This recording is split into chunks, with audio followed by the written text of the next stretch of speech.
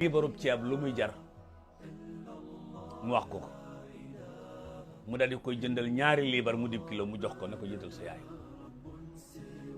daal di ne borom bitig bi saakob ceeb lu muy jar mu wax ko li saakob ceeb di jar. kii jaay mbuus yi génn ci poosam njëgu saakob ceeb jox ko ne ko jaay ma saakob ceeb te taajal ma ko fi.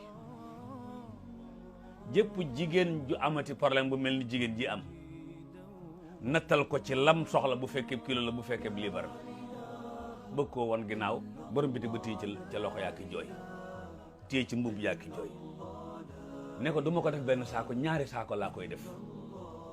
loolu la ko wax keroog du ma ko def benn saako ñaari saako laa koy def ku soxla kilo ma nattal ko liibar ci sa bos nattal ko liibar ci sama bos. mbokk yi nettali bu am solo. Likey